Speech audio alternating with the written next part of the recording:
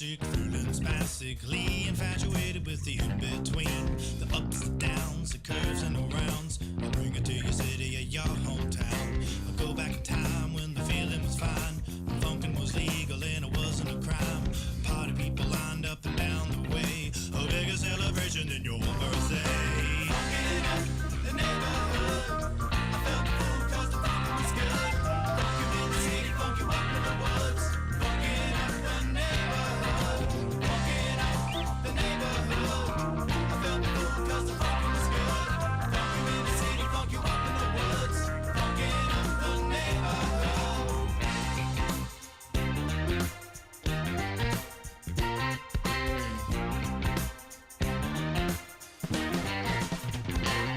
And I have seen the world pristine, funk you up in the bushes, funk you down in the trees. Now look around, all the frowns, the yellow, the white, the red and the brown. And keep in mind, it never costs a dime, 'cause funkin' is free, I remember the time. Now look today, the streets are gray, time to take it back to yesterday.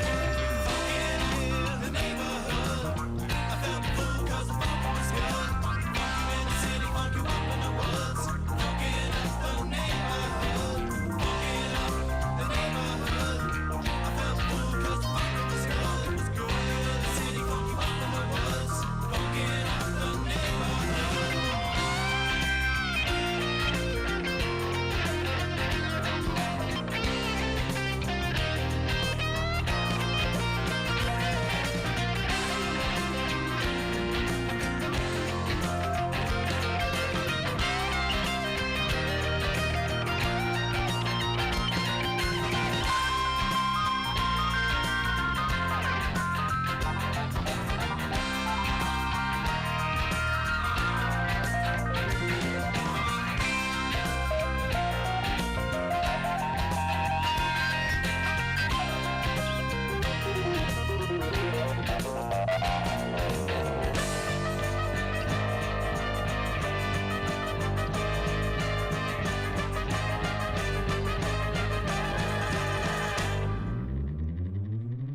Funkin' up the neighborhood.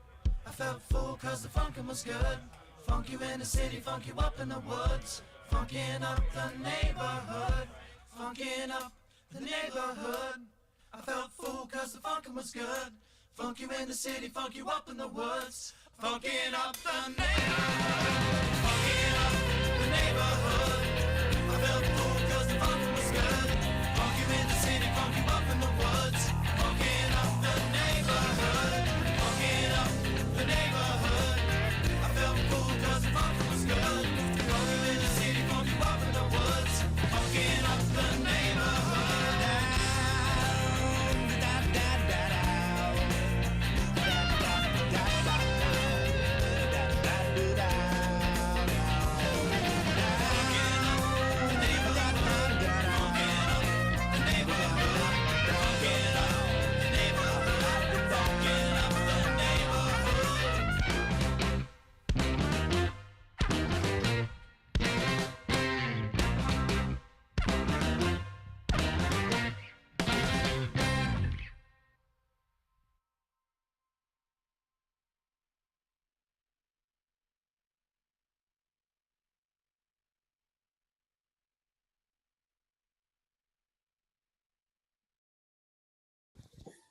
And we're live.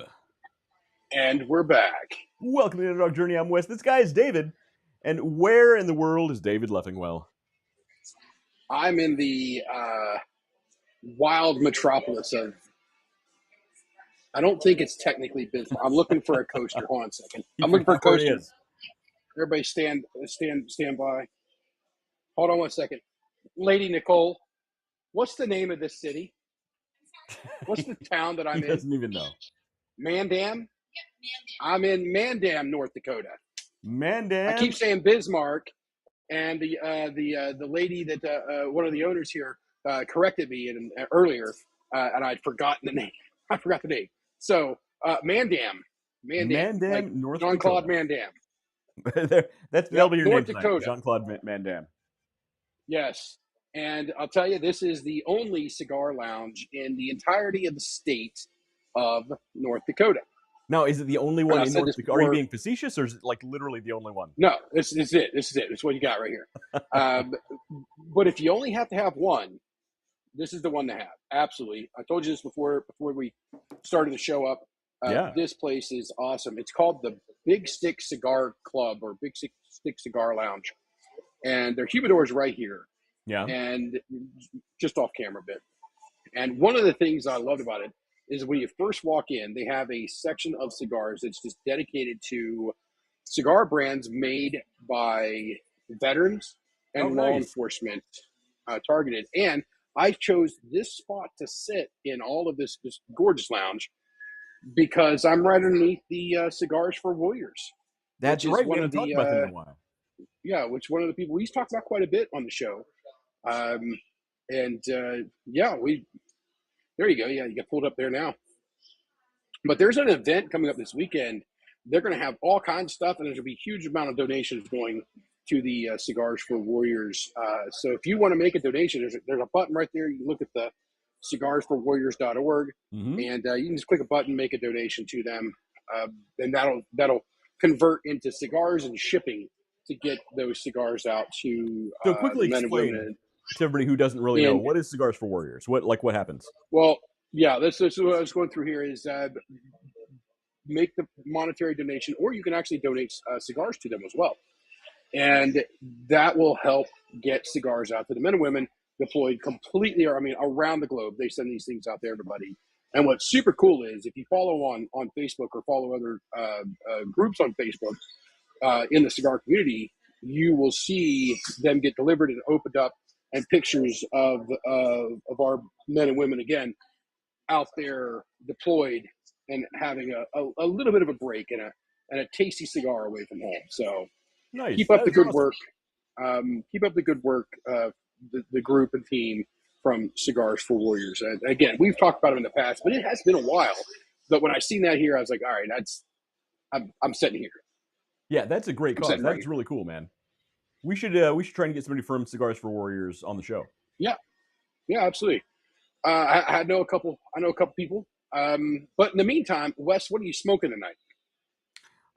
Just broken dreams, my friend. Just sad times and broken dreams. What about Let you? me see here. I've completely forgot the name of it already, but it's from CFW. What was the name of the cigar, sir? Oh, the Mofo. The Bad Mofo. Great name. Yeah, the CFW Limited is the maker of it, and Mofo. So we had to go in the humidor there and look for the Mofo cigar. You are the mofo with the Mofo cigar. We looked for the Mofo. We found the Mofo, and so far it's a great cigar. And it did say it had just touch of pepper in it, which, you know me, I'm not a huge pepper fan, but it's very very in the background. So if you're like me and you don't like a very peppery cigar, like you're smoking a pepper grinder, that cigar, this is the Mofo cigar for you. I like a little bit of pepper, a little bit of spice. Oh, okay. Okay. All right. I'm being told I had to get with the audience here, and Sure. And being told that once you get past the first third there, once you get past that first part, it may develop a little more. But I'll keep you posted. They do. They'll it'll posted. build up a little bit towards the back end, but yeah, absolutely. So I noticed the Banff sign behind you that suits you, David. The Banff. Yeah, that's you. Badass Mofo. It's a bad That's Mofo David. cigar. All right. So Good David, stuff. beyond the cigar, one of the most important parts of the show. What are you drinking? This is all significant dates. Okay. Military. All right. So I got the box right out here, Chibi. There you go. Okay. Long live the king. Mad, not bad. Mad Mofo. There we go. Get right there. Mad Mofo. I like and the box. It's got some pretty important highlighted dates here. Along the thing here, we got the June 14th, 1775. There you go. That's a good one. And there's a bunch more of them on here. bunch more dates on here that I could try to match up for everybody, but let's just face it, I don't know my military history quite well enough to do that. You're slacking. But yeah, this is it does have 100% of the proceeds. It's one of the reasons I bought the cigar, even though it said pepper on it, was 100% of the proceeds from these cigars goes directly to the Cigars for Warriors.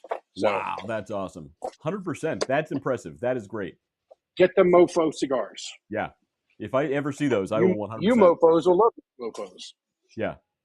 If I ever see those, I'll 100% buy those. That's awesome. That's cool. Absolutely. And so far, it's been a great smoke. And as far as the drink goes, I have a lovely pour of, what's the one that has the key hanging around it? I love it. It's great. I keep when I did the big old fashions tasting that I built and did the Matrix. Right. Blade and Bow. There you go. Blade that's and Bow. That's a good one. So a nice I forgot that. So do they have a bar there? Is that what's happening? I see you looking up the wall. Yeah, do they have like a... Yeah, full bar. Nice. We've got 3 different types of E.H. Taylors.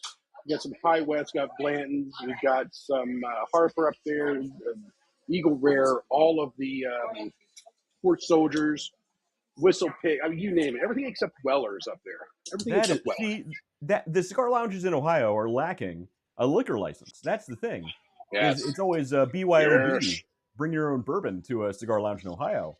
Like when you actually have a full bar and you can smoke cigars in there, that's what Ohio needs. Well, it's awesome. Absolutely awesome.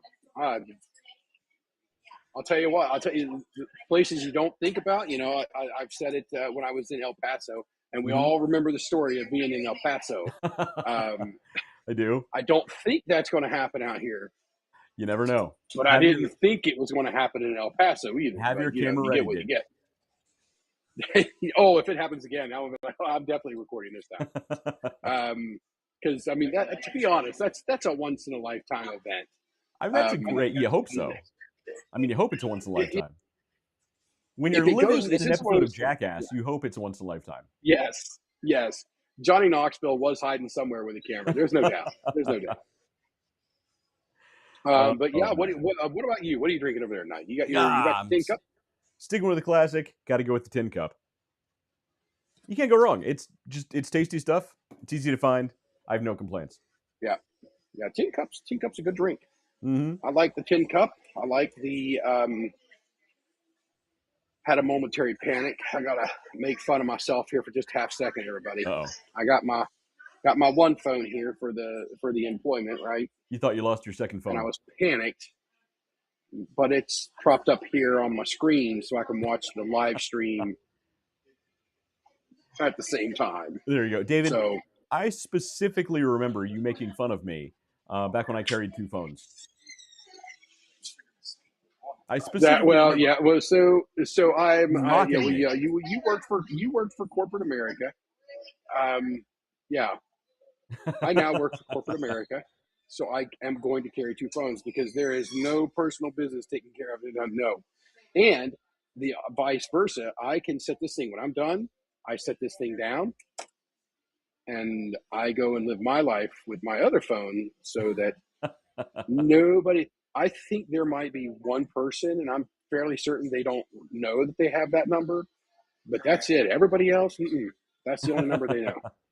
Well, David, maybe you can start moonlighting for Flashpoint Safety Systems, and we can get you a 3rd phone. You can start carrying around 3 phones all the time. I will.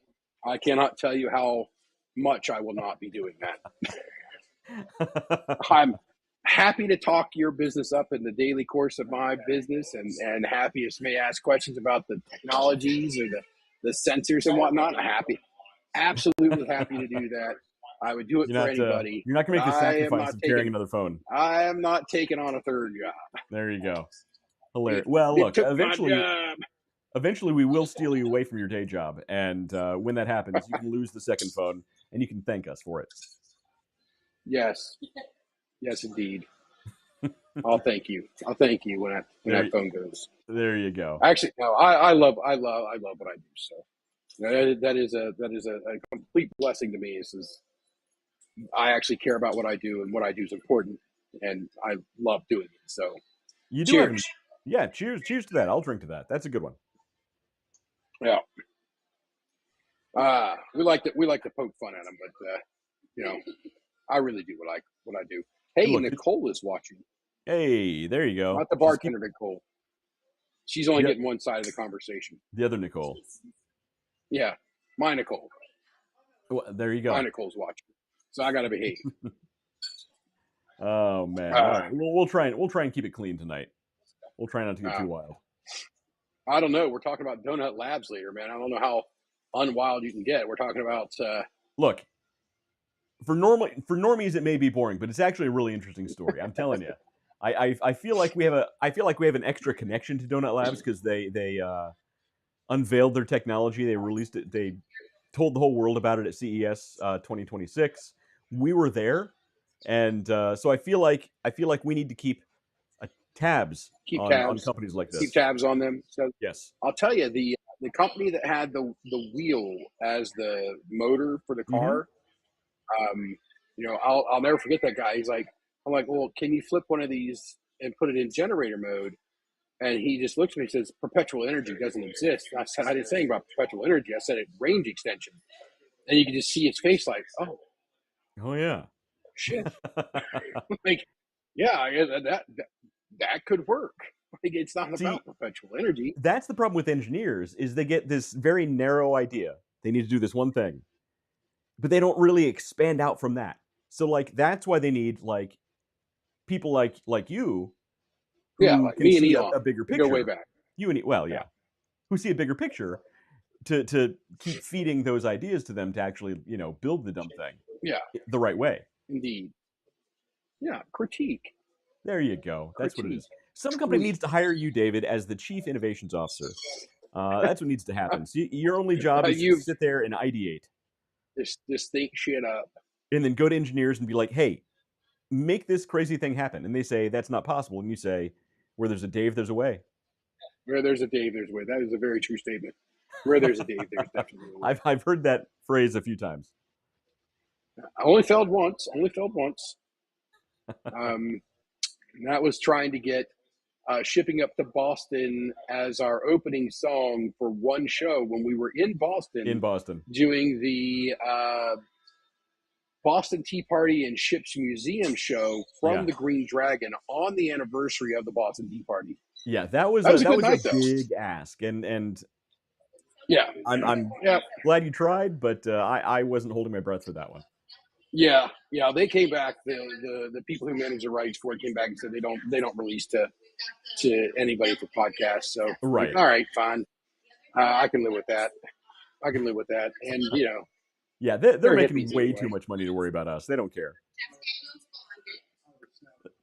So I mean, we didn't monetize. We could have just put a rights document up, right? Like we don't monetize the channel. We could just play it. Well, anyway. No, that's my point. Is they're making way too much money off that song anyway. Like, yeah, they don't. They're not going to let just some Joe Schmo podcast use their song for free. So not Joe Schmo. What are we on? 310 tonight? 310. 310 or 310 episodes in a row. We're going to be at 6 years this summer, David. I know. Yeah. Yeah, it'll be 6 years. We started in 2020 during COVID because we were bored. Yeah. Yes. Just that would be a great show. Like the number of podcasts that started in 2020 and early 21, and then how many of them have continued on. Right. Well, beyond that, what might be a cool show is look at companies that are relatively big right now that started during the lockdown. To see if people just came up with a batshit crazy idea during lockdown and like actually had time to make it happen. I'll bet there's a few. Yeah. I'll bet there's a few out there. Yeah. I mean, look at Uber. Uber was what, 2008? That was 20. Yeah, that was during the Great Recession. They say. Yeah. You look distracted. What's happening? This guy's getting him a nice double pour of looks like Little Book. Oh man, you look jealous. Or you look like you're planning ahead, rather. You look like you're planning ahead. But, whoa. I still got to drive back to the hotel, so I don't know the Little Book. And I don't know if you ever had it. It's like $129 or better or something like that. So, So you're planning on buying the bottle is what you're saying. I'm absolutely not going to do that. David. All right. So you ready for some Indeed. getting to some We work got here? some news tonight. Stuff done. We got some news for tonight, right? A little bit. We got a little bit of stuff. First, I want to say that today's show is brought to you by Flashpoint Safety Systems. You can now pre-order our devices for your home. We have a couple of them right now. One is the Flashpoint Core system, which is made to monitor home battery backup systems. Think about the big batteries that go into garages, utility rooms, things like that, that collect energy from solar panels. This is made to monitor those systems and keep your specifically for micromobility, so scooters, e-bikes, things like that. Almost daily, I'm seeing news stories about homes being completely demolished, lives being lost or ruined in some way or another because an e-bike, whether it was charging or not. Some of the stories are just about an e-bike being just stored in the garage, not even being charged. These things go up in flames because damage to those batteries, it can be silent. You don't even know there's a problem until it's too late. But yeah, I've got a really good technology- slide for this. You have lots I've of got a- good slides. I have You a have, really good slide for that right there. But so our technology was designed specifically to monitor those batteries, whether you're charging or storing the batteries. Because again, by the time there's smoke, by the time there's fire, it's too late. You want to catch that problem before it becomes dangerous for your family, and just have even a few seconds of extra time to get your family out of the house. I know firsthand of several firehouses that have actually caught fire and had irreparable, unrepairable structural damage to the buildings themselves because they were charging power tools unattended. First thing they tell you with batteries, don't charge them unattended, but everybody does it, even firefighters. So our technology is there to monitor the situation and let you know when there's a problem. So, personally, let me know what you think. I'd love to hear your thoughts. Yeah, his phone number is on there. Just call him. One of my phone numbers is. Additionally, you can go to Flashpoint Journal of Battery Safety because it sounds super fancy and makes us sound pretty legit. This is where we publish battery safety incidents that happen every single day. Here's one right here. An idle e-bike fire shows that lithium-ion battery safety is still a problem. Again, this battery wasn't even charging. It was literally just being stored in a garage. And there's a video on here that shows the battery actually igniting. Here's a fire station right here. I wasn't even lying. A fire station in New York actually caught fire because an iPad that was unattended caught fire. We have a ton of these stories. Whether it's home battery backup systems, whether it's electric buses, EVs, e-bikes, scooters, it's a big problem. So Flashpoint Safety Systems, we have our work cut out for us. So you can also go to Flashpoint Journal of Battery Safety, flashpointjournal.org to get more information. Just general good news, bad And news. while yours is aimed at micromobility, charging tools and things like that, and then the home solar energy storage systems. If you happen to have a spare electric bus laying around and it needs protected, then give me a call. I got a guy for that. Yeah, so we're working on it. I actually have a meeting set up with those guys next week, so we're speaking. Oh, good. We're making it happen. Good. Yeah. Nice. Those are some really good guys. I'm glad you guys got connected. Very good guys. I appreciate that. Some really good guys up there. So a little bit of news. One, neuroscience says feeling exhausted is mostly in your head. So if you're feeling exhausted, Well, get over it, you wimp. do we have That's a essentially button what the somewhere article that says. has like a no shit button? We have like a button we can hit. It's like no shit. So if you're Mostly feeling in your exhausted, head. get over it. You're a wimp. Let's move on. All right, next piece of But news. it can help push you to your new true limit. So tell me that's not written by some middle manager in corporate America. That's exactly. You may feel exhausted, but if we keep you exhausted, you may actually find out what your real limit is. Right. We're pushing you for your own good. That's what it comes down It's to. for your- Middle it's for management your own loves good. that. They're trying to elevate you by pushing Yes. you to and beyond your limits. Yes. If I hear one more time, we can do more with less. The key is to do more with less. And then they pull out the lovely E word. time to be more efficient. More efficient. Ah. Exactly. It's not more efficient. It's called market share loss, you moron. Yeah, but their bonus is Anyway. dependent on being more efficient. Neuroscience. Yes. Yeah. So my old boss Mike, he had a great saying: is these people can't see past their next bonus check. That's it. That's exactly And, it. I find that to be a highly accurate assessment on his part. Yep. Mike Hard is Sorry, a background very smart guy. right here. Yeah. Oh yes, absolutely. Very wise man. Absolutely. Someone call him a wise guy. Very wise man. And old. So yes, he's an old wise guy. Decades and decades, many decades You're so old. of experience. Yes. Countless decades of experience. All right. Next piece of news. Scientists propose spraying chemicals into Earth's magnetic field to protect us from powerful solar storms. So I saw Highlander 2, and I know how it goes when you start spraying stuff into the sky to protect the environment. So obviously this is a really good idea. Let's just cover the sky to make sure no sunlight gets in to protect us from global warming. Okay. So I will believe this has any. Okay, first of all, I've seen Highlander 2 as well. I love that movie. It was great. But I would believe that this was effective, not efficient, effective. When Elon Musk says we're going to use this on Mars, because their magnetosphere, the Martian magnetosphere is very weak. Right. And if you really want to do something there, you've got to have something that does do some things into the atmosphere. We could start what's it called? Geoforming the planet. Terraforming. Well, that'd be Terraforming. Earth. Yeah. We'll go geo. Yeah, terraforming. Terra is Earth. That's so. Is it terraforming? Maraforming. We'll call it maraforming. Sure. Why not? Yeah, maraforming. It's science. So yeah. It's trust the science. All right, that's good for there. But yeah, I think you pulled that just so you could pull the Duncan MacLeod quote out. That was it.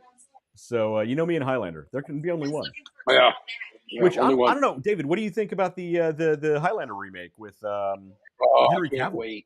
I'm kind of excited. Yes. I'm not a big Batista fan, so that is kind of a letdown. But I think overall the movie should be good. He does pretty good. I mean, he knew when it was time to call it quits with Drax. He did an excellent job, I thought, in the freaking James Bond movie, Inspector. And he kind of looks like a teetotaling grandma right now, though. Have you seen him since he lost weight? No. So he lost a ton of weight, and he wears a big, thick pearl necklace. And he looks like somebody's grandmother. It's very strange look. All right, I gotta look him out. I got now. So yeah, I'll bring it up. Let's see if I can find it here. Let's see. What's his name again? Dave. Oh yeah, Dave Batista. Dave Batista. Let's see if we can find a picture of him since he looks like a grandmother. So yeah, he doesn't look like Drax anymore. He lost a ton of weight. And it's not a good look.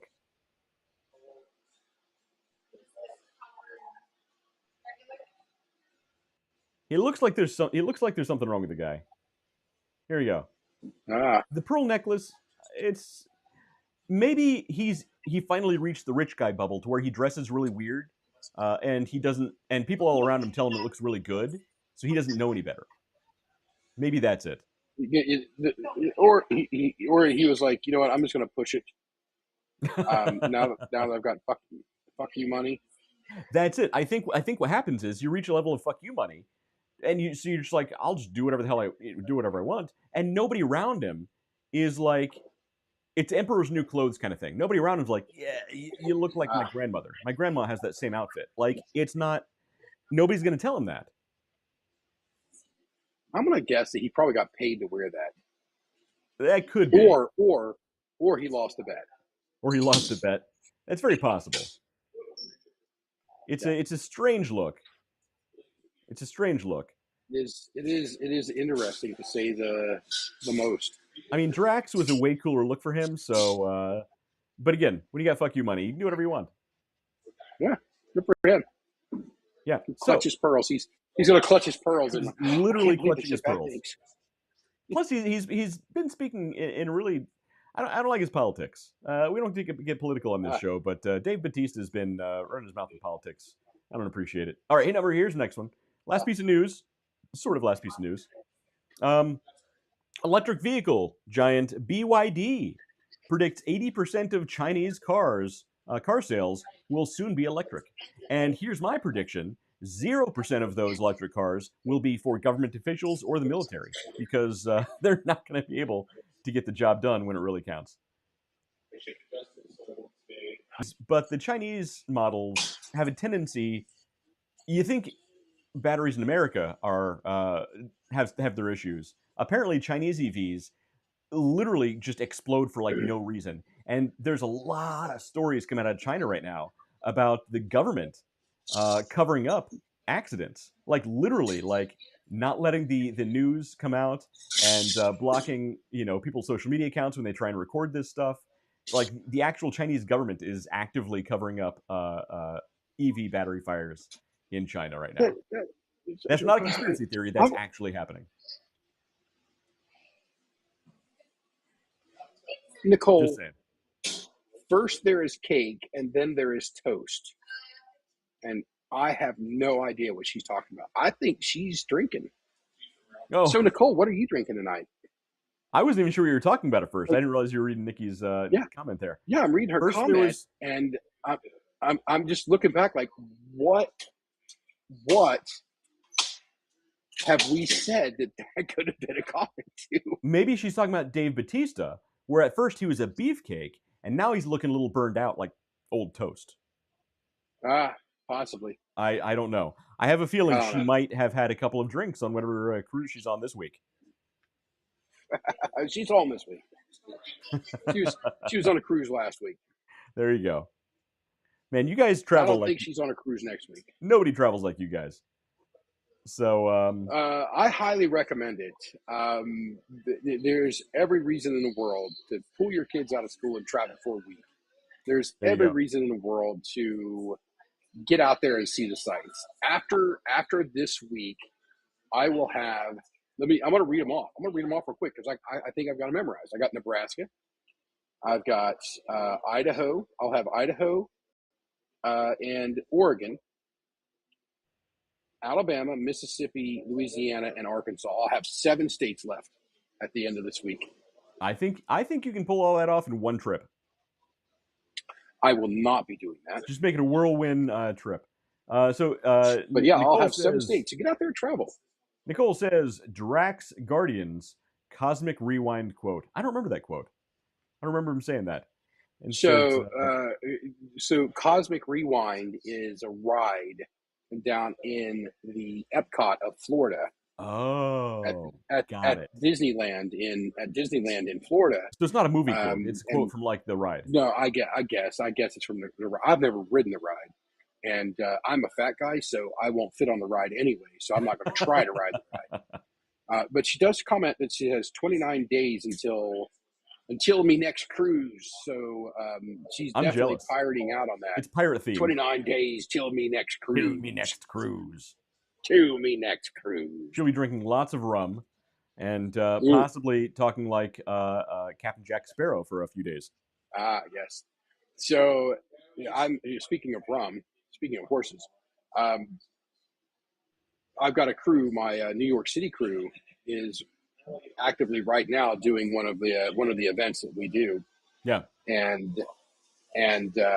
they're doing cigars and a pairing with bourbon and rum. Ooh, I don't know if that sounds good or dangerous. Maybe a little bit of both.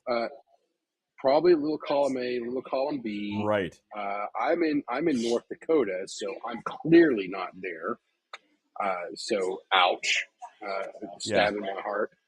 That's I mean, tough, man. you can't make all cool events, but yeah. You make a She fair says amount it's of a them. Disney cruise. Yeah, So I will be a tried pirate to. night. We'll be a pirate. So, That Nikki, you is have to something dress cool, like man. Captain Jack. That's the thing. You got to dress like Captain Jack if there's a pirate night on a Disney cruise. So we did a Disney cruise years and years ago. It was our very first cruise we went on, Disney cruise. And it was during Halloween, and they had Trick or Treat with Pirate Night. I think it was on the same thing. And so I'm like, all right, I'm got to dress like a pirate. So for me, I have, you know me, I'm nobody, but I know everybody, right? That you do. So I knew a lady who owned a actual costume shop. Okay. Not go in, buy something in a plastic bag, but go in and build a costume. So I went in and they built a pirate costume for me. They built. That was so good that the people on the ship started asking me questions as if I was one of the employees. That's pretty funny. So it was good, you know. Yeah. And when people think you're an employee of Disney, you can't walk around all humdrum. You know, I'm a grumpy old guy. You can't do that. You got to be smiling and happy, and remember to point with two fingers, because that's what Walt did when he first built the first Disney World out in California. He insisted everybody point with two fingers. Two fingers, yeah, you got to point two fingers. That's a true story. I did not know that. Is there a reason? So people can really see it? Like, the more fingers you add, the more serious you are. Like, one finger, you're a little serious. Two, you're like, that way. Three, you're like, that way right now. And then, like, a full hand, like, that way, or I will kill you. Yeah. Listen, hey, Mike is watching, and we were just giving him mad props earlier about how smart of a really old guy. How really smart of an old guy he was. Mike, we did actually send some compliments your way. He must have sensed it in the force. Here's the algorithm hit him. He was like, "Hey, they're talking about you, bro," and pulled it up.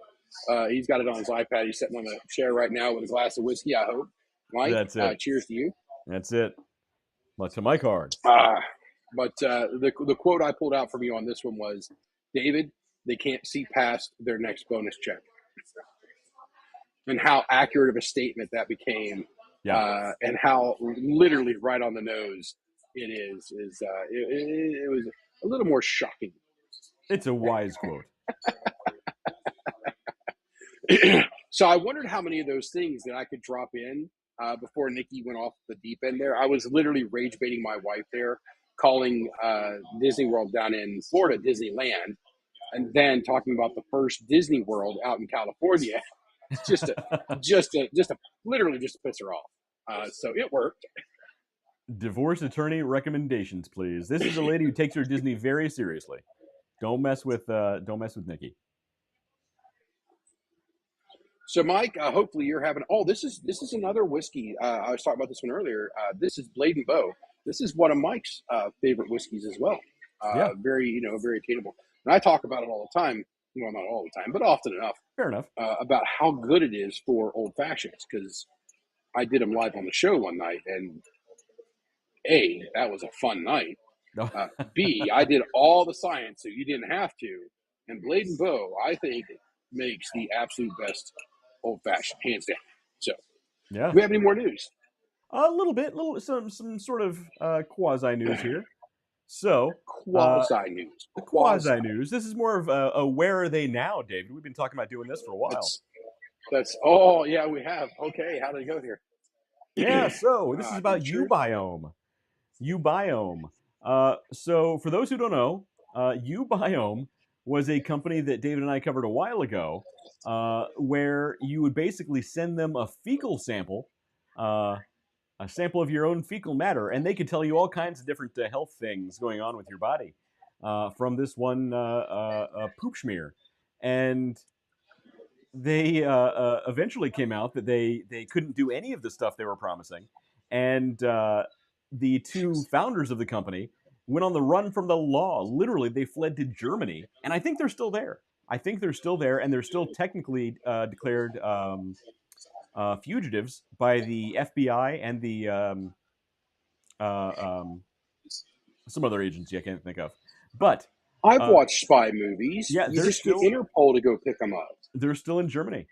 They're still, and I don't know why they Oh, I can't bet be they're- extradited. I don't know all the stuff going on, but they were Have you recently in the seen news. Germany lately? Germany has a lot bigger fish to fry right now than these guys. Germany's got some stuff going on. That's true. I wasn't going to get Yeah. political. I'm not getting political. I'm just saying that this may not be top of their list at the moment. They're like, oh, these people rip people off by shipping them doggy bags around the world, and it didn't really work out the way they thought. Or there's this stuff going on, and perhaps that stuff is maybe garnering Gene Christmas. I'm not drunk. That's a tough word for a West Virginian to say, I guess. There you go. Taking up more attention. There we go. Let's just use that word. Oh Yes. man. So the two founders of the poop company, boy, that's a bad thing to be known for, who are on the run from the law and still in Germany, are suing three of the insurance companies that were insuring their company, and they want to use the insurance money to pay for their legal fees to hopefully be able to come back to the United States one day. And the insurance companies are saying, nope, we're not going to pay you this money because you're in breach of X, Y, and Z policies. Which Yeah. I think the insurance companies are going to win this, but boy, these Yeah. people are trying. So Tell them they got to come here and file the paperwork. right, so essentially they're trying between these three companies. They're trying to You get. just went about- right past that joke, bud. I didn't You hear what just you went said. right past that joke. I said they got to come here to do the paperwork. But I'm bummed. Come That on, was, man. I can't drop comedic gold on you, and you're just like, oh, and on to the next thing. Oh, that was gold. No, That it was all right. It was that comedic was brown. Trevor All Noah right. level comedy right there. Technically, it No, counted, it's but nobody laughed. Comedic brown. So after they dropped the kids off at the pool, they did decide to sue their insurance companies for about $9.5 million. Ain't gonna happen, is Then right. These people will. Yeah, but they got to try because right now they're basically in exile. They can't come back, Yeah. and I can't imagine anybody is ever going to give them money again. Yeah. If you remember Theranos, So- they're essentially the Theranos of poop. Man, we have a kind of a theme tonight, I think. You bringing up Theranos, you're bringing up this company, and we got Donut Labs as the highlight. For the Are you season, noticing a so, theme? Yeah. I'm There's a getting theme little happening bit of a here. theme here. It's A like little I bit of a- planned little bit of a- something for once. It's I don't know. wafting. It's wafting in the air. I don't know. Yeah, would you wash your hands because it's dirty business? Oh, absolutely. Whew. So they are still technically on the run, which is pretty funny. Yeah. Next piece of I can't quasi believe it. news. I would have thought they'd been caught by now, but yeah. All right. Next piece of quasi news is Okay. Theranos. Oh. And this is actually recent in January. So the founder of Theranos, Elizabeth Holmes, asked Trump to commute her prison sentence. She was sentenced to, I think, because basically the other company, they needed a poop sample to tell you all your health problems. Theranos, they needed a blood sample, and they could supposedly tell you all of your health problems. And this one's funny though, because in a different way from poop, but it's still funny. Because if you've seen videos of this lady speak, basically she took on the entire persona of Steve Jobs. She started wearing all black. When she'd do conferences, she'd wear like a black turtleneck. She adopted this like really like deep lady voice and tried to speak exactly like him. It's really funny to watch. But let's see if it says how much money she defrauded her. Let's see. Oh man, here it is. So Theranos founder Elizabeth Holmes asked Trump to commute her sentence after she was convicted of defrauding investors in her now defunct blood testing startup that was once valued at $9 billion. Unbelievable. And yes, she was sentenced to 11 years in prison. Oh boy. And That's a- gonna have a hard time wiping that off her record. Yeah. I don't know why. I mean, Yeah. commuted or your sentence commuted, anything less than the time that Martha Stewart spent in prison, I right? don't know how long she was in prison, but it couldn't have been long enough. Oh, I don't know. I don't know. I think don't she know was in either. prison for like a few months, like just long enough to get some street cred, so she could have a TV show with Snoop Dogg and smoke weed together. I think that was about all Martha Stewart did. Yeah. Oh, I absolutely will not have a Martha Stewart brownie anymore. That's not a chance. I might get tested. Exactly. Random drug tests. Oof.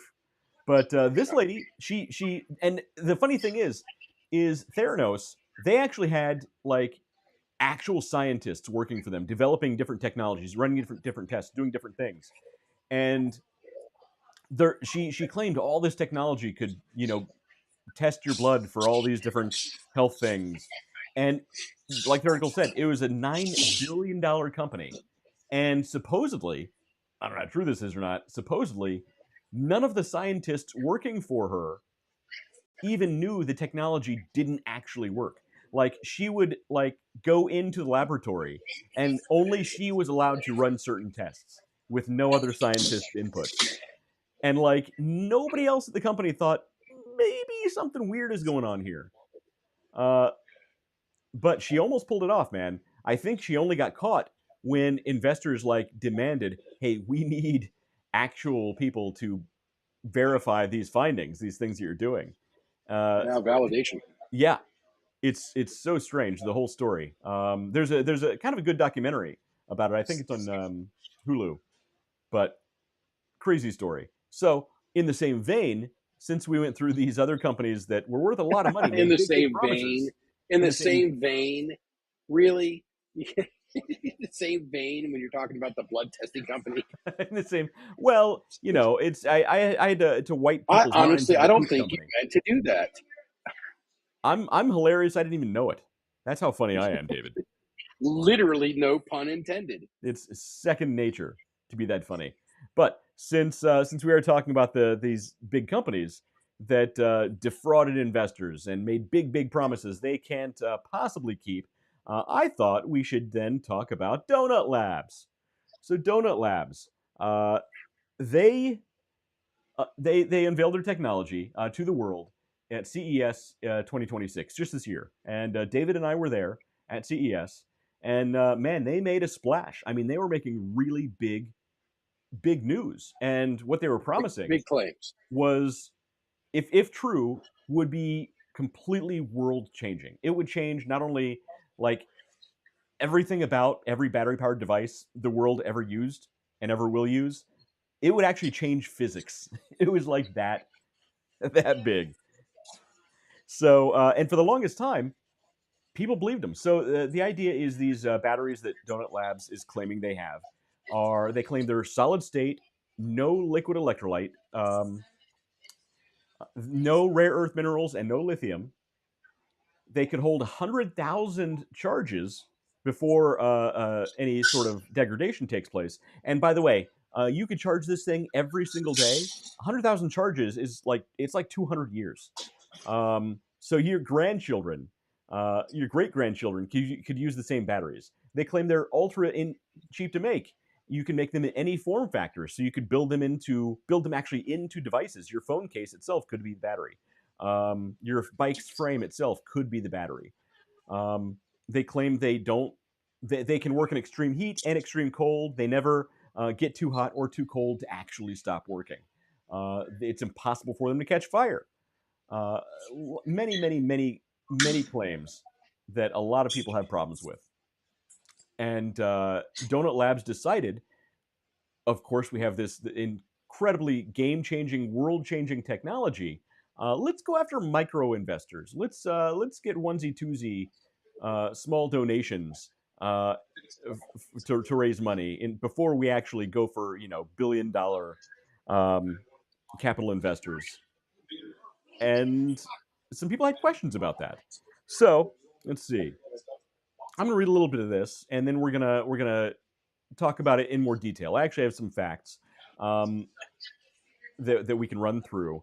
But a comprehensive investigation by battery researcher Zeroth, he has a pretty good YouTube channel where he analyzes this stuff, involving over 20 independent experts, has produced what amounts to definitive proof that Donut Labs' miracle solid-state battery is actually just a lithium-ion cell. Oh boy.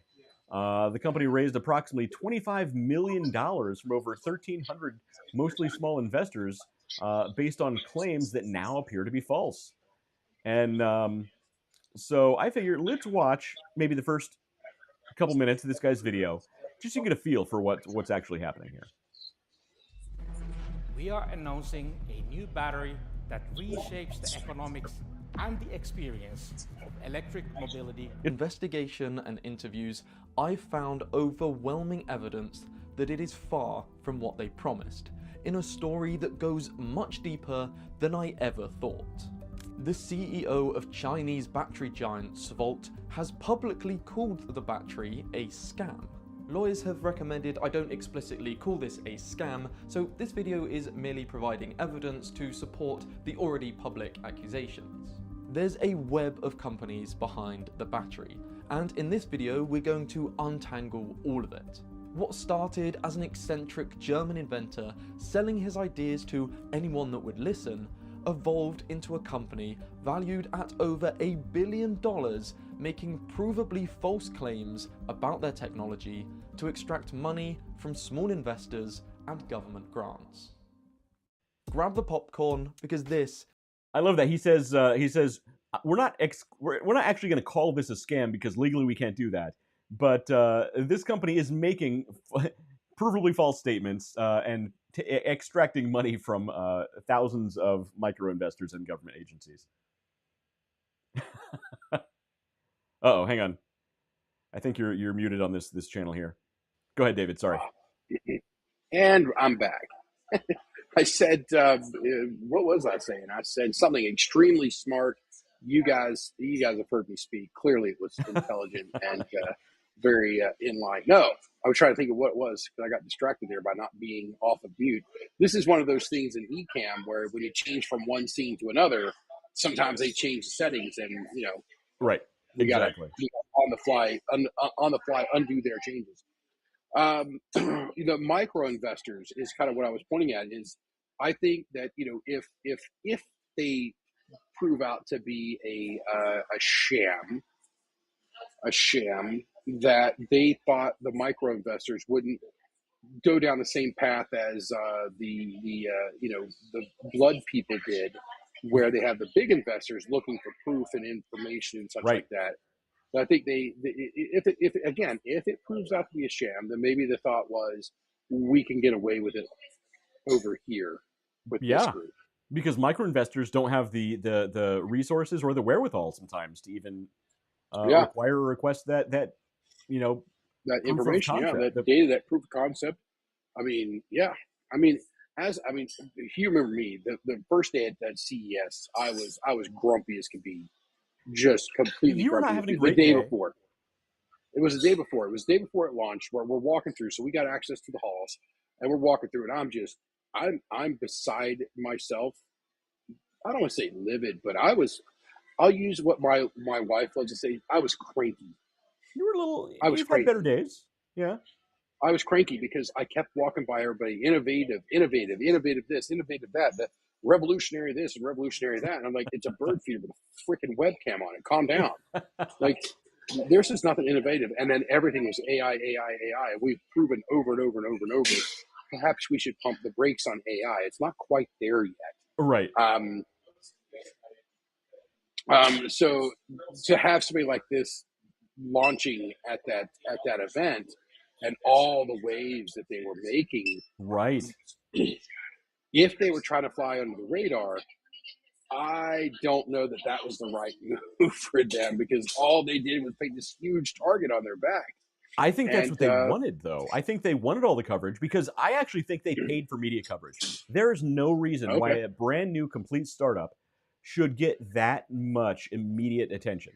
I remember RE Plus last year. RE Plus, there was another solid state battery company at RE Plus. They claimed that their batteries were graphene-based, complete solid state. They're making a lot of the same claims that Donut Labs is making. They're based out of, I think, Saudi Arabia. But guess what? Nobody, I don't even remember the company's name. Nobody's talking about them.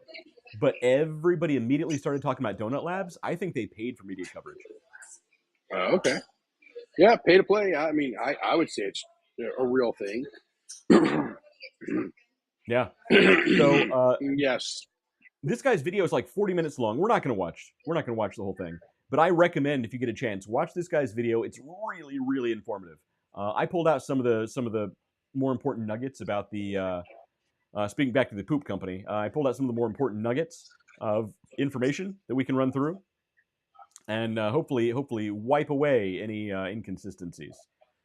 So Oh man. so essentially, it's great investigative work. Donut Labs actually put out a statement on donutlabs.com.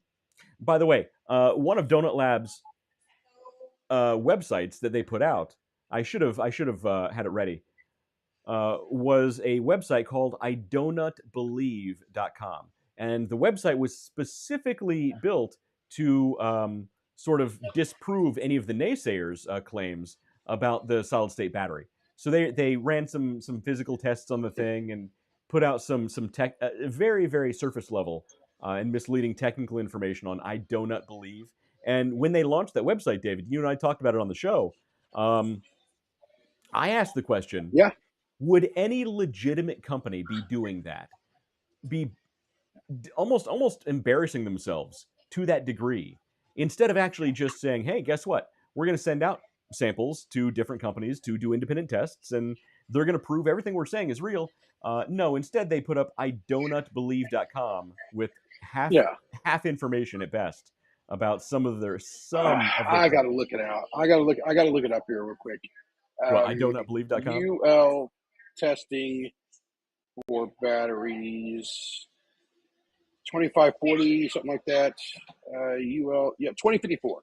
UL 2054 and 9540. So if they were really serious, if they were really pushing it, they would have just submitted their battery to UL for 95 or 25 9550 9540 or 9540A and had it regulatory listed. Right. Problem solved. All the naysayers go away. That's a third UL Underwriters Laboratories. That's a third-party testing company. Yeah. Send it to them. Let them do what they do. You didn't have to go through all of this.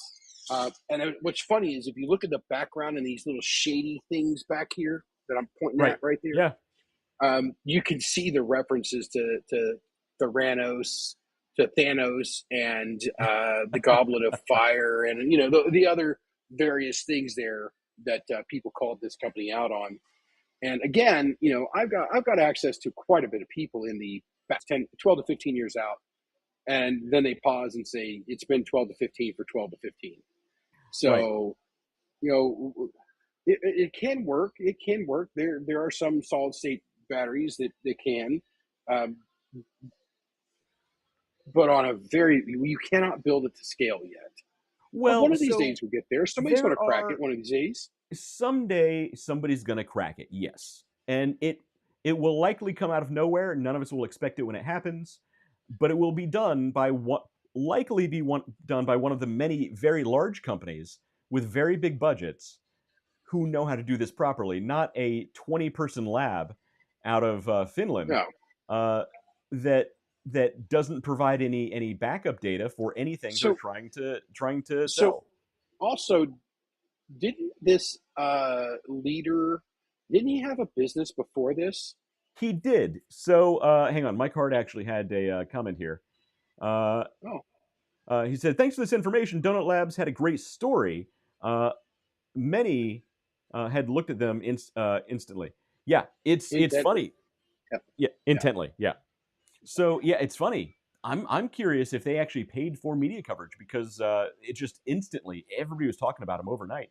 Yeah, it was. It went very big, very quickly. Again, I was saying this guy had a different business beforehand, right? Yeah. So this guy, the CEO and founder of Donut Labs.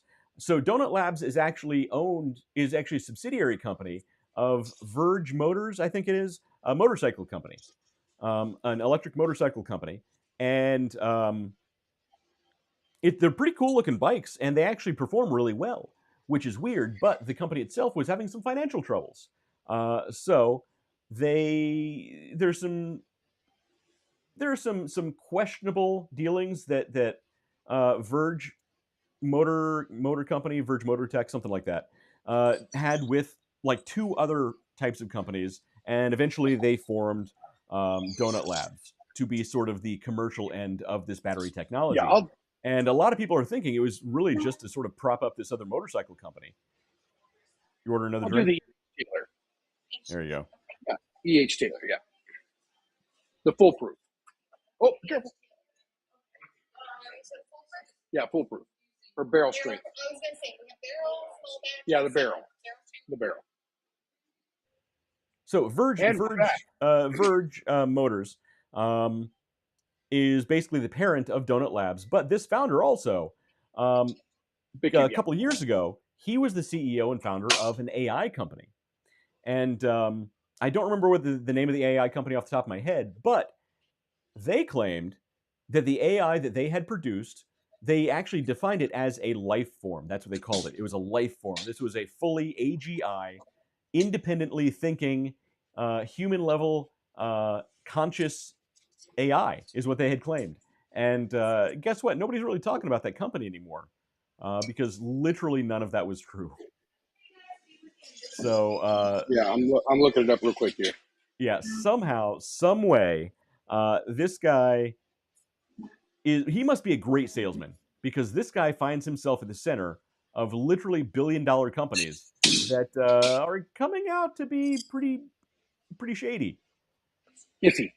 Iffy is the word Very we'll use. iffy. Very, very iffy. Suspect. But on the bright side, you can always buy Donut Labs merch on idonutbelieve.com. Nice. A hoodie Merch is is only nice. $141. Geez, Flashpoint should start selling stuff. We'll just sell Jiminy hoodies. Christmas. Yeah, the coffee Yeah, mug don't is actually sell the $35. product. Yeah, Jiminy And Christmas. right, this is how they're funding it is with Thank you so much. $141 hoodies. Jeez Louise. All right. Yeah.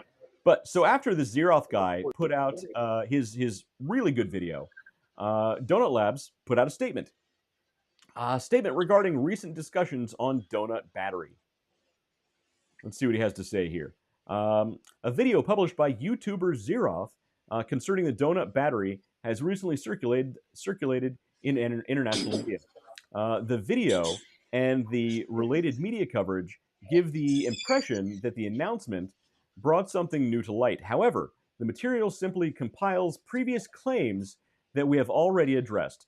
It is worth noting that this content creator is publicly engaged with a commercial in a commercial partnership Yeah. with our Chinese competitor, the battery technology company CATL. I don't know if that's true or not. I have no idea. We stand fully behind the technical data and commitments we have provided, taking them with us with the utmost seriousness. The truth of our partnership, investors, and customers is of paramount importance to us. We are progressing on schedule with Donut battery technology. They are not on schedule. They claimed early 2026, first quarter of 2026, they would be selling motorcycles with this battery technology in it. None of that has come true. The video also Then it was ready to go. Yeah, they said it was ready to go, in production, ready to go.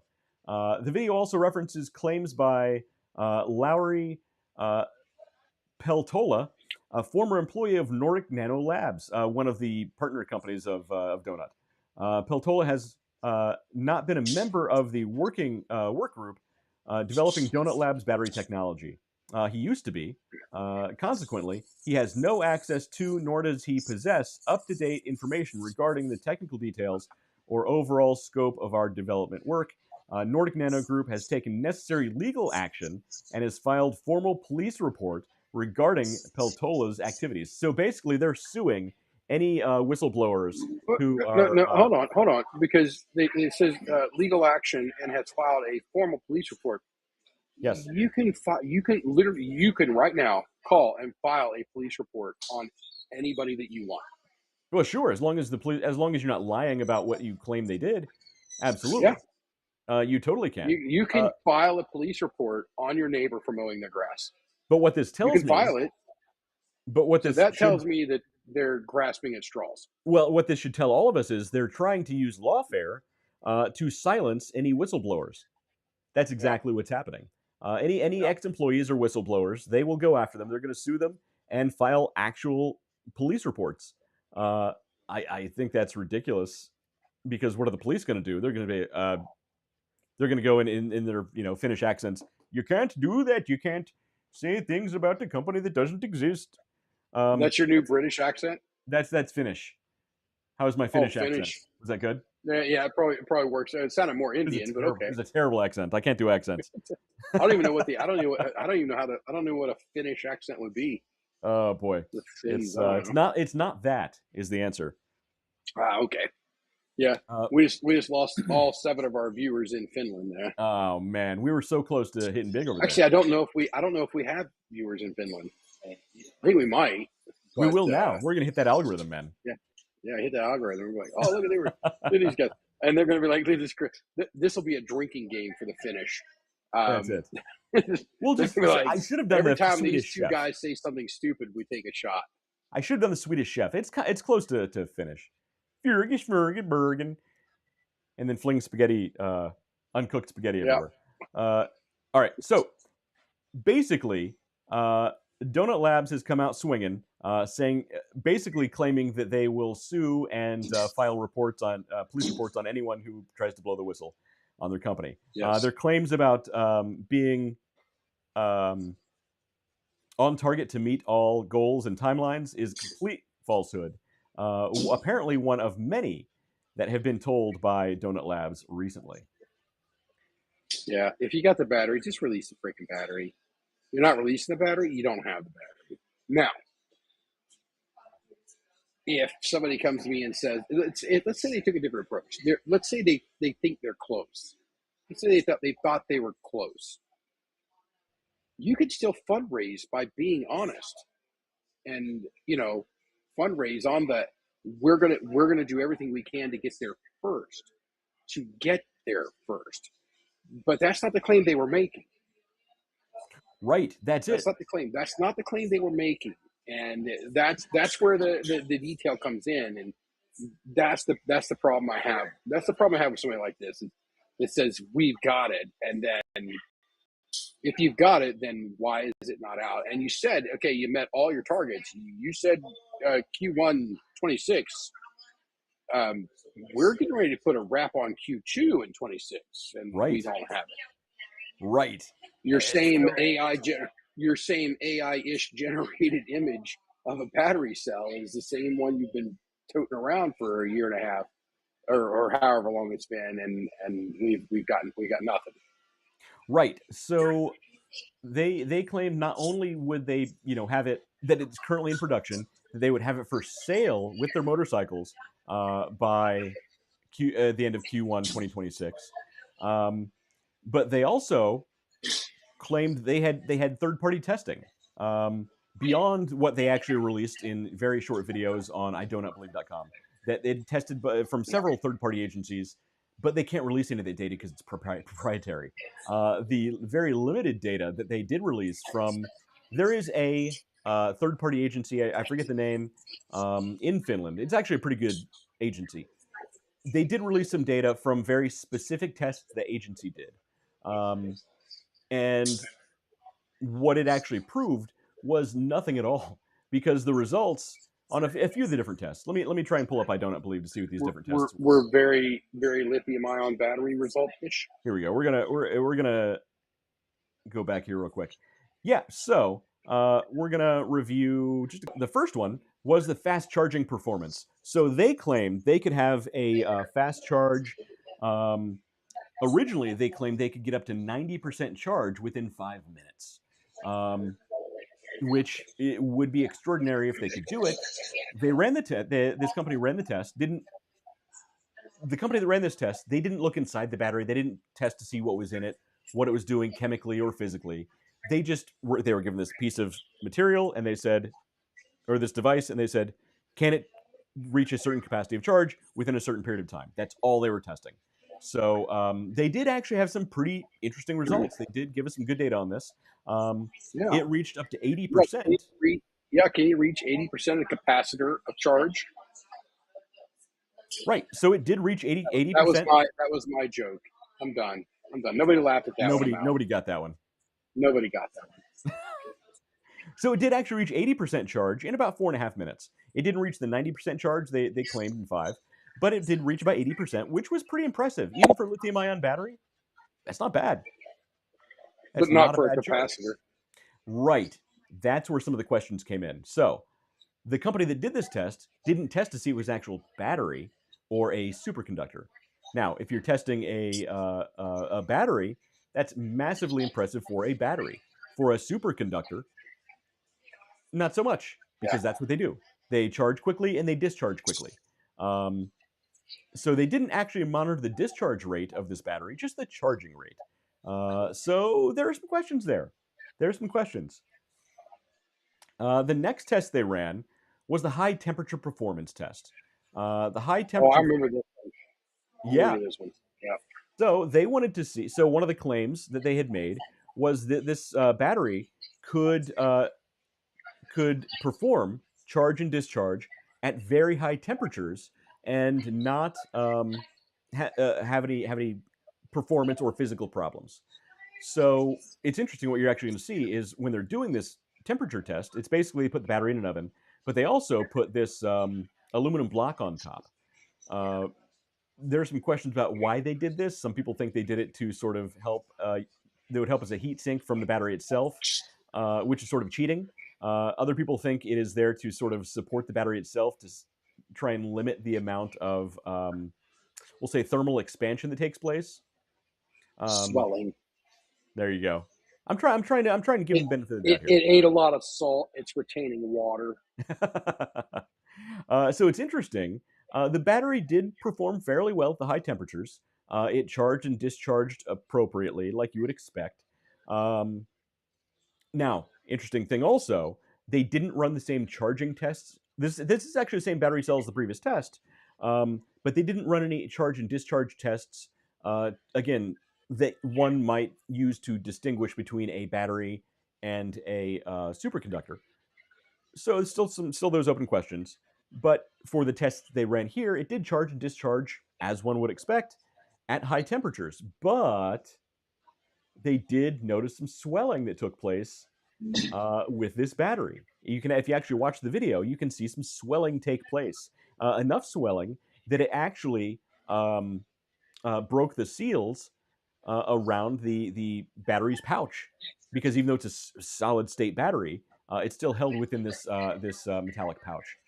Now, Donut Labs explains this away by saying that the high temperatures just melted the adhesive that was holding the pouch together. But people who actually watched the video saw swelling take place. That's not just melting adhesive. Melting adhesive wouldn't make the interior of the pouch swell like that. That's not how things work. Yeah, and I'd like to know what type of adhesive it is they're using there that would swell that much. What they say, ADC? Yeah. Which, don't get me wrong, ADC is a pretty high temperature. But, yes, after multiple hours at 100 C, it maintained approximately 107 capacity, recharge full, degradation, blah, blah, blah, blah, blah. It does exceed the safe operating limits of a conventional lithium-ion battery. I love how they've absolutely called out a conventional lithium-ion battery versus a not necessarily conventional lithium iron phosphate battery, which Right. does perform and has higher tolerances for thermal abuse. Right. Yeah, that's right. You're totally right. Wow, this is a nerdy show tonight. This is super Talk nerdy. nerdy to me. Yeah, this is This is, talk nerdy to me, West. Look, I have been elbow deep in nerdy stuff for Flashpoint safety systems. Elbow deep, David. Elbow deep in nerdy stuff for Flashpoint safety systems. Hey, this is where my what brain you is do right on now. your own time's your own business. Look, I stocked up on Purell before the show. I think we're good to go. But my brain has been in nerd mode. I can't just pull the chute and get out of that quickly. All right, here's the next one: the self-discharge test. So, this is one where they did a discharge test. If you notice, the first one, they did a charging test to see if it could actually accept a charge quickly enough. This next one is the self-discharge test. What this was is they didn't actually discharge the battery, but they wanted to see if it could hold a charge over time. And interesting thing, they actually used a different battery cell from the first test, which some people think that might have been a superconductor. And this one actually did perform almost identically to what one would expect from a lithium-ion battery. So I gotta go a little nerdier here too. Sorry, you you stroked the right nerve here. Elbow deep, David. Good thing you got that Purell. Let's say we had a high capacitance or a high storage capacity. Yeah. Built in, and we drop a diode on that, so we're having one directional energy flow. Mm-hmm. So we can charge the diodes super quick, and then we can have the diodes discharge into a standard lithium-ion or lithium-iron phosphate cell. So the charge, we're going to load up these capacitors super quick, but then they're going to charge slower into the batteries. What do Sure. you think about that? I'm going to ask ChatGPT about that later and be like, Well, David, can I see, be? these are I'm going ideas to be Donut Hole Labs. These are ideas that you shouldn't give out ideas on a live stream, David. You could see if you could get IP on this. Nah. Let's And see I what else shouldn't- have it. I've got enough ideas rattling around in my head. Well, David, you should not give ideas out that you can then give to me that I can get IP on. You got enough pokers in the fire right now with Flashpoint. One man. would You think don't I need would, another but one. I have a meeting with my IP guy next week, and I have very little to show him. So So that means you're going to be calling me this weekend, David. We need to talk. Let's get some of that brain bush stuff going, bud. Shake the brain, Dave. There are just a few ideas. I need drawings and some write-ups for, and it's going to be a good meeting with this guy. When's that meeting next week? Tuesday. Tuesday. All right, cool. I'm home Sunday and Monday. All right. So the self-discharge test. It's funny when you watch the video.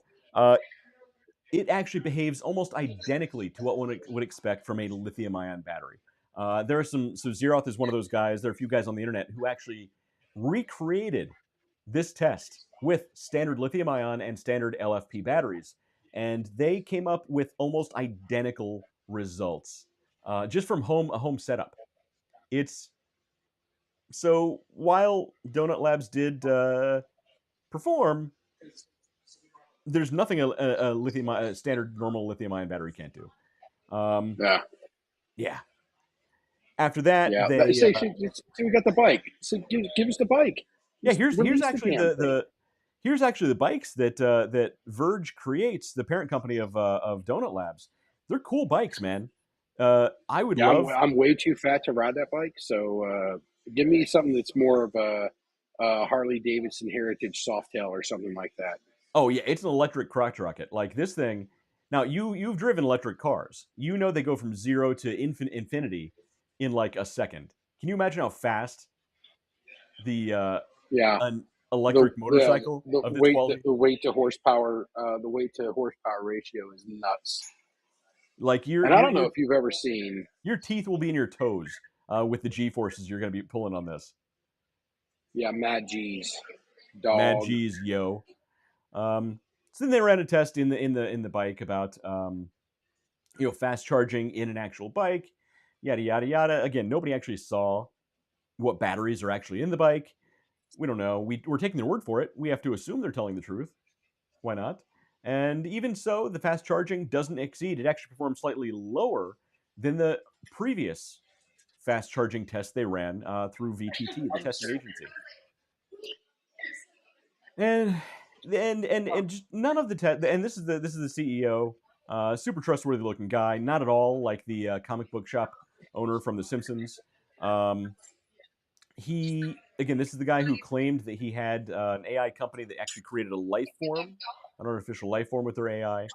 Again, super trustworthy. Sorry. Hold on 1 second. Do you have a podcast? Yeah. What's it called? It's called The Underdog Journey. The Underdog Journey. We're on Facebook and YouTube. Okay. Hold on a second. Are we on any other platform still, or do we restrict that We're down on to just Facebook and YouTube right now? Just Facebook and YouTube now. Okay. The Underdog Journey, YouTube and Facebook. I would call it a business podcast, but man, we go off the rails sometimes. Off the rails? It's off the rails. I'm talking to people. The people are interested. The people are curious. We must talk to the people. So this is a completely serious business show. Completely serious business show. If you need to mute me, but I'm going to talk to this gentleman here for just a couple seconds, okay? No, please, go ahead. All right. Do your thing. All right. So David still has his mic on, so we're going to listen to it. The Underdog Journey. The Underdog Journey. The Underdog Journey. Look for the blue dog. This Donut Labs, the solid state battery company. We talk about business development. Somebody has an idea to create their own business, we help them through it. If you have a business, you feel it's overwhelming, you can't compete with the big guys, we can show you all the tips, tools, and tricks you can use to do all the marketing, advertising for, if not free, very close to free. So you don't have to have a ton of money to run your own business, depending on the business. Certain things have a lot more monetary requirement to start out, but for the most part, it's really geared at people who have an idea and they want to take their self to the world and develop their own business, their own identity inside that business. That's a good summary. I'd be very curious next. Fair I'd like enough. to start my own business here soon. Yeah. What kind of business? Gun range. Gun range. Excellent. I'm all for that. Good business. Indoor, outdoor, mix, high power rifle, long range. Yeah. Oh, I love it. This is So I live in New York. My partner, not that kind of partner. It is June, by the way. So I bet he's wishing that he muted me now. You're not muted. But he lives in Ohio. I live in New York. Having that kind of open space is a little harder. Yeah. But out here, I would say that would be excellent, and you would have a ton of people, and you can make it a destination for the guys' trip. Yeah. So there's a lot to it. So yeah, your lady friend there has it pulled up, and I'm gonna jump back on because I seen him lose his bananas when I said it was June. Yeah. So I'm gonna hop back on. All right. Pleasure meeting. Yeah. Yes. Absolutely. And I'm back. It is June, David. It's wonderful. Yes. Yeah. I thought you would have muted me, but then when I seen you freaking actually roll back there just out of the corner of my eye, I was like, oh, yeah, he did not mute me. We're just enjoying the commentary, David. Yeah. So people ask. I do get that quite a bit. I do get that, what the hell are you doing question quite a bit. We've gotten that when we're on stage a few times. Yes. So I love it when I was like, and my partner, not that kind of partner. But it is June, David. And I usually get a pretty good giggle out of that, which is why I say it, because people laugh. It's a good one. It's a good line. Yeah, don't encourage me, right? Don't encourage me. So I haven't actually watched this most recent video from Donut Labs, manufacturing and scaling. It says we're ramping up a 1 gigawatt per hour of annual production this year, which raises an obvious question. What's that? They failed right there because it should be 1.2. 1.21 actually. Gigawatts of power. 1.21 gigawatts. Which brings up an obvious question: where are Donut Labs gigafactories? Because nothing can be just a factory anymore; it has to be a gigafactory. The honest answer is that you'd probably drive past one without recognizing it. This episode is about how we manufacture donut battery, and where our chemistry lets us scale at a cost and a price that conventional lithium-ion battery never could. You want to watch this video and see what they have to say about how they make them? Yeah, let's get into it a little bit at least. Let's see. I'm curious. Hi, this is Marco from Donut Lab. You are watching our battery proof series called I Donut Believe. In this series, we demonstrate the capabilities of Donut Battery, which is the world's first solid-state battery used in production vehicles. This time, we are looking at something we haven't really touched on before. Not the battery itself, but how we make it. In the past, the rule of battery manufacturing has been simple: go big or go home. A conventional battery cell is a hazardous thing to manufacture at a gigafactory. The honest answer is that you probably wouldn't recognize one if you drove past it. Today we get into why and how our battery technology and our manufacturing approach work. I lost the comments. Hope to see you at NFPA. I will see. Yep, I'll see you at NFPA. Yep, I will see you too, Mike. I didn't realize you were going to be there. That's going to be a fun show. So Flashpoint Safety Systems will come with our technology in hand and hopefully build up a little bit of interest. I don't think Donut Labs is going to be there. It's not really the format for them, but I would hope not, because it's a room full of very, fire protection is, and that's what NFPA stands for, is National Fire Protection Association. Yeah. That's a room full of people that you don't want to try to slide something by. Oh man, can you imagine if Donut Labs tried making these claims with a room full of like people who actually know their stuff, and not just investors who hear buzzwords? Yeah. Fire protection professionals. We are we're a rather grumpy sort of folk. I can And imagine. You guys we take yourself don't seriously. we don't take to bullshit well, right? Mike gave me a card. I don't know if he's still watching, but Mike gave me a card years ago. I keep it on my desk at home. Okay. That as a salesman myself, he gave to me. It says on it, I consider myself somewhat of a bullshitter, but it's nice to hear a professional from time to time. So please carry on. That's awesome. And to be fair, and I own this completely, I bullshit with the best of them. You do. But it's within a box. And if I make a claim, like I have a presentation I use. You've seen it. We did it at the symposium in New York. Mm-hmm. People ask, "Oh, can I get a copy of that? Can I get a copy of that?" I'm like, "Yes, you can get a copy of it. You can use any of the slides you want. You can add commentary to the slides on the sides and whatnot. But you can't change the data in the slides because I have to be able to back up every single thing on this." Right. So there's an error on one of the slides, but that error came from one of the tests. I don't fix it because it leads to conversation, and it leads to people going, "Oh, I get what he's saying." So it leads to an aha moment with the people in the room. So, yeah, I believe that if they were to try to pull this stuff in a room like NFPA, right, they would. It would be a put up or shut up moment for them. Absolutely. Right. Yeah. Which should have been CES for them. Well, and here's the problem. Though. CES is it's full of investors and tech people. Innovation. It's not full of innovation. It's not full of people who actually know the deep dive on the technology itself. There probably weren't many people who understand the technical details or even the chemistry of batteries or how they all work. We spoke to a lot of people at the Flashpoint booth, and most of them, while people loved what we were saying, we had to explain a lot of technical stuff to people to get them to fully understand the importance of what Flashpoint does. Some people understood right away. The Chinese spies were the best because I started saying, well, when a battery dies, its ghost escapes.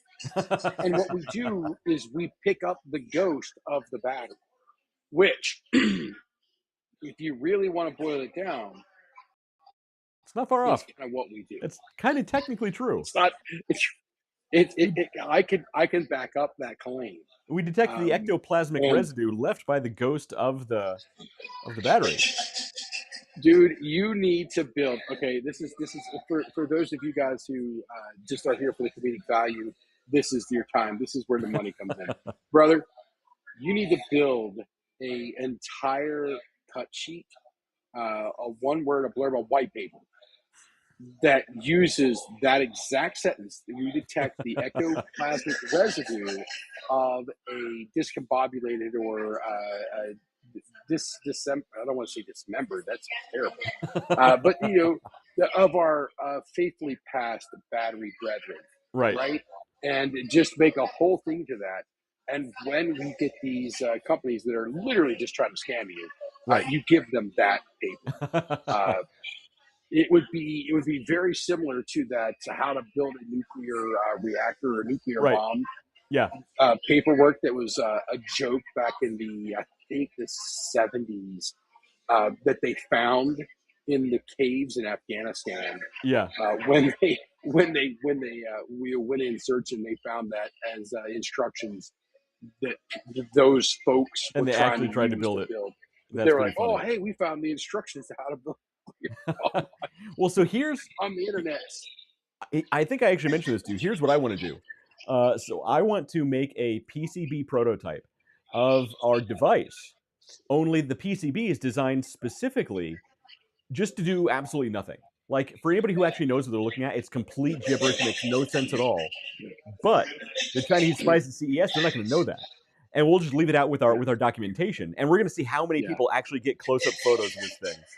Oh, dude, That's I will absolutely. I will. So I have. Just for the record, I have no stake Yeah. in his company. I'm just here. I bounce. He bounces questions off me just like any other client or customer would, and they do use some sensors for that are from the company that I work for, right? And so that is how he and I work together on a professional level. On an unprofessional level, we do this. exactly very unprofessional. Um, I will absolutely foot part of the bill to make that PC. In fact, let me design the PCB so that my wife just sent me a photo.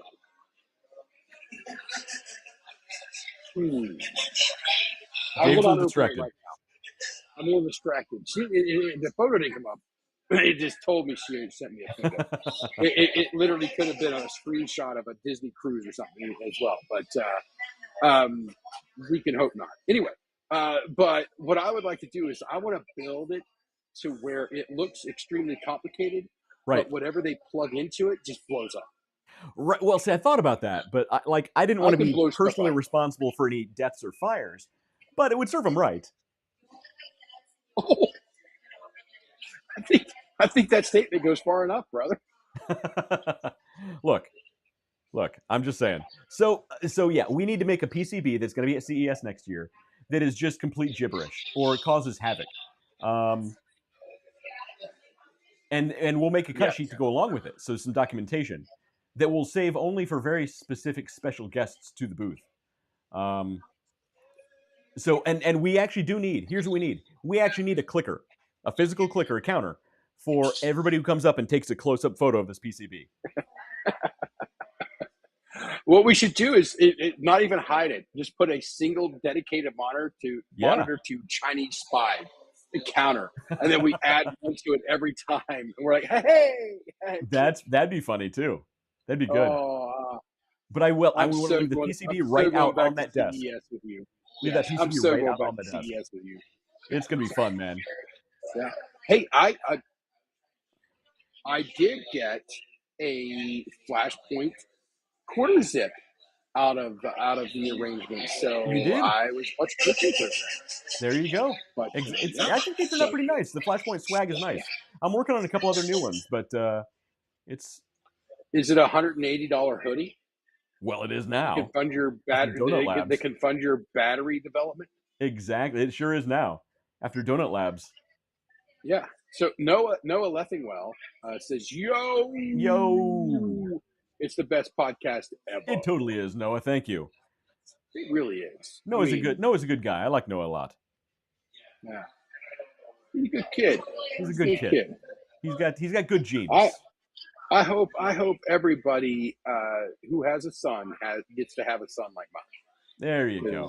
You know, you want to talk about somebody that'll make a dad proud, man. That kid will do it in a heartbeat. He's doing well for himself. He's got a nice he's career. doing well. Yeah. He's building a great career. He's a smart kid. Yep. He's got it together, man. Yeah, there's good stuff out there. It's good stuff. So Donut Labs, in addition to possibly making completely false claims to their investors, possibly making. Well, a lot of it claims. Allegedly. So if you watch the video, it says he's legally not allowed to call it a scam, but he does actually go through all their claims, and he's like, these claims are verifiably false. Like he actually goes through and shows the data how he verifies. A lot of their claims are false. So in addition to making false claims to investors, I'm not sure you're showing me here. If you're drunk enough to say I love you, get a safe ride home. That's pretty funny. that your coaster? I love you, man. I'm just saying. Yeah, It yeah. sounds So like verifiably. Yeah. it sounds like I Donut mean, Labs might be in some legal troubles along the lines of Theranos and or Ubiome, the poop Theranos. Yeah, Theranos. So it'll be interesting to see if they come back to CES. I'm willing to bet they will, because there are still a lot of people online who claim they're real. Well, let's look at it. Let's look at it this way. It's 6 months. It's 6 months past CES, right? We're right at the ballpark, right around 6 months. They have literally, in my best Jeremy Clarkson impression, failed. They've failed to produce what they have claimed. I get it. They've released some tests from some people that are not actually third-party tests. They are, we want you to test this one small part, and then we're going to use something different, a different cell for you to test this other small part. And then I don't know that they make it to next CES. I don't know, man. CES, for people who don't know, is Consumer Electronic Show. Yes. It's the biggest electronic show in the world. Yeah. Yes, in the world. Another Jeremy Clarkson quote there, being in the world. And here's the thing. I really want to apply for the Innovation Awards. The problem is, to apply for the Innovation Awards is like $600 or $700. Yep. And there's no guarantee you're going to get in. And it is definitely a pay-to-play for the Innovation Awards. To prove that it's a pay-to-play for the Innovation Awards, and I don't mean just the application fee. I'm willing to bet some palms are being greased, because David, if you remember the Innovation Awards, I've already called it out. I've already called it out on this show tonight. There were 3 or 4 robot vacuums. There were 7 or 8. 2 birdhouses with cameras built on. 7. But they were right next to each other. No, I'm just talking about the Innovation Awards. I'm sorry, you're talking about the Innovation Awards. Oh, yeah. The Innovation Awards. Okay. There were like 4 robot vacuums. There were 2 birdhouses with cameras built on. They were right next to each other, each one, but they both won the Innovation Award. But so the innovation. Here's the innovation. I'm gonna get you back to your cake in a moment. But Beyonce should have won this, right? People don't think I know things, but all I know is the meme. That's it. I have no idea what that actually refers to. But we were talking about something about Beyonce. Innovation Awards. Birdhouses. Beyonce, yeah. Pay to play. Birdhouses, pay to play. The amount of stuff that was just there that was trash. Well, this is what made me cranky on day one. Yeah. When we were there, this is what made me cranky on day one. I mean, I was fit to be tied. I'm in the booth helping them set up, because they buy his company buys product from my company, and I'm in there just helping them out, and I'm just a grumpy old sourpuss. and the next day I got there, I was like, all right, I got my stuff out. I'm gonna actually start and look at some of the stuff.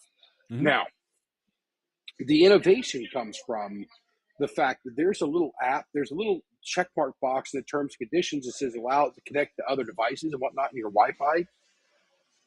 The amount of data that passes through your router, I walked past one of the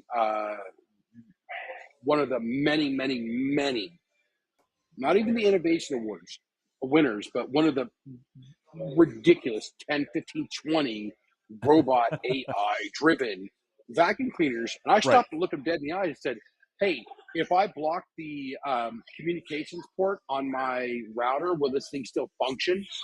And you could see the panic in their face. Like, yeah, oh shit, this guy knows what we're doing.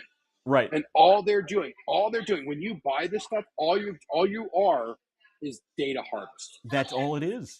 That's all it is. What's even crazy? Yeah, what's even crazier is they can actually see you move through your home map your home, your walls, your rooms, and where Mhm. you are through your Wi-Fi, Right. That's and tell what your heart rate is, mhm. tell what your respirations per minute are. Yeah, This is that's all that they can do. And then when you so click the yes, I agree, yeah. done. Well, right. So Somebody I give me my tinfoil hat.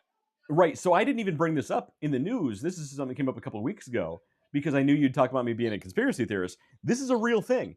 So And I just just the went off on this. so If I went just off the on it before you did, that means it's real. just the Wi-Fi signal in your house, in all of our houses. If somebody can get access to your Wi-Fi, they can map out everything happening in your house through walls. They can see exactly where you are, what's happening around you. They can see where your furniture is. They can tell your heart rate just by Yep. Wi-Fi signals. Think of it using Wi-Fi like a radar. That's essentially what's happening. That is what it's So, doing. so if and so here's the thing. Also, because these signals are accessible to anyone with a signal with access to your Wi-Fi, if you give a company like one of these Chinese robot vacuum cleaners access to your network, there's no expectation of privacy. They have all of this information. David, I don't know if you remember a couple months ago, there was that Hey, pause, just real quick. Because we're going down this route, I'm pretty sure the Chinese are going to launch their counterattack and try to knock us offline too soon. So I'm calling it before it happens. All right, so go ahead. A couple months ago, So I don't know if you and remember a couple months ago, there was this sort of, I'm not going to call him a hacker, I'll call him a modifier, technology modifier. okay, What he did is he sort of broke in through a back door of the firmware of his robot vacuum cleaner because he wanted to control his robot vacuum cleaner with his PlayStation controller. What he accidentally did, and this actually he actually told the world this was an accident. He told the world that he did this because he oh didn't want to yeah, get in trouble for absolutely. it. I know what you're going into. I know. I remember. He accidentally gained access to like 70,000 robot vacuum cleaners. And not only did he have access to them all, he could access the cameras in every single one. He could access the metadata in every single one that had rooms mapped out. He had immediate access to all of their home network stuff, which gave him immediate open access to if they had security cameras, security systems, baby monitor cameras. He had access to all of this simply because he went through a very easy back door in his home robot vacuum cleaner. Uh, so it's a real problem Yeah, when you have these devices in your home. That's a weird tangent we're going down, but it's totally true. Here's a yeah. comment from YouTube from uh, Southern Indie 9776. Hey, thank you for stopping and talking to me at the Cigar Lounge in Mandan. I appreciate it. So this is one of you Mandam. See, guys. I got it right. See, I got it right. I'm in Mandam. Yeah. Because it was so. What was happening was I'm in a group of. Everybody's going to laugh at this. I'm in a group of black cigar smokers. Like you do, It's the sure. name of the group, right? If you don't know me, I'm kind of known, right? I'm kind of cool everywhere. And there's a group of black cigar smokers that's the name of the group. One of the gentlemen was here last week, and he's Okay. from Atlanta. Now, I don't know him personally, but he also hit some lounges. This does feed into the conspiracy theory things that we're talking about here Okay. because of the algorithm. Because he's been at some of the cigar lounges I've been in Atlanta. Okay. So because he's been in some of the cigar lounges in Atlanta, he didn't actually tag this place. So he made a comment about blah blah blah blah blah blah and said the name, but didn't actually tag it. So it fed into my group, into my feed, and I took a picture. I was like, "Dude, I'm literally here right now." And then I tagged this location in right Yeah. right here, and that's where I found out I was in a different city because the owner Laurette Jeanette, it had two T's and an E in it. Earlier was like, I wish he'd have said Mandam. And Got I'm it. like, what's Mandam? And then she was like, "That's where we are. That's the city you're in. That's Yeah, there you go. That's the city. That's the city you're in, David. So Mandan, North Dakota. Mandan. I thought it was Mandam. So That's I Van got that Dam. wrong. So I would have failed the geography test. He says Josette. Josette is Josette, the name. yes, Josette. Yes, Josette. That is so. Josette was in here earlier. Josette's the one. She's one of the owners, and she's the one who walked me through the humidor. And they've got the Artura Fuentes. They've got some placencias in there. They got a couple other things. I was like, you know what? I want to stay on the other end. I don't want any of the usual suspects tonight. Right. And she went through, and they've got so many boutique. So when you go out, and for people who are not cigar people, all right? Right. For people who are not cigar people, a boutique cigar is a boutique, right? You know what a boutique is. It's niche. It's limited. Right. It's not broad. It's not mass produced. But they've got so much here that's falls awesome. under that boutique. And again, every cigar I've smoked tonight has been off of the shelf of the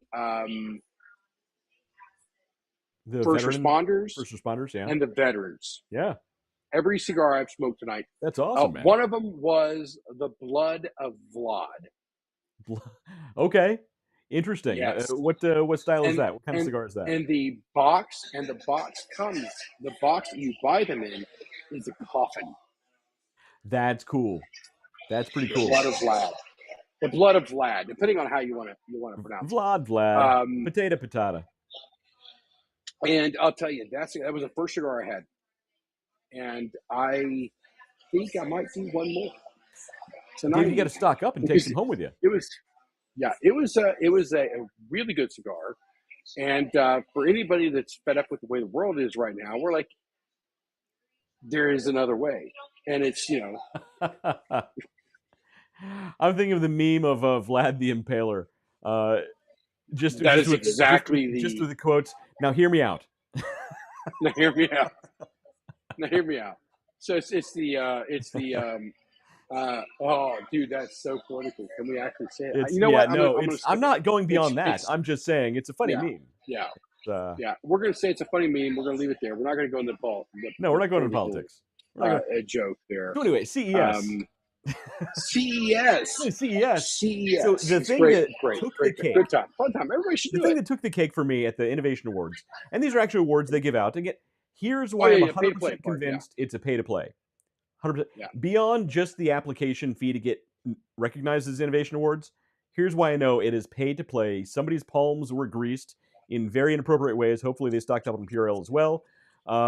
Because the best thing at the Innovation Awards was from OtterBox. They make phone cases.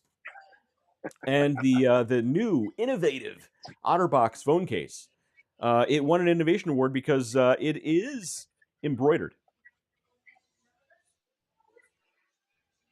No, it doesn't have a battery built in. It's not. Doesn't have Wi-Fi built in. It doesn't have AI built in. It's embroidered.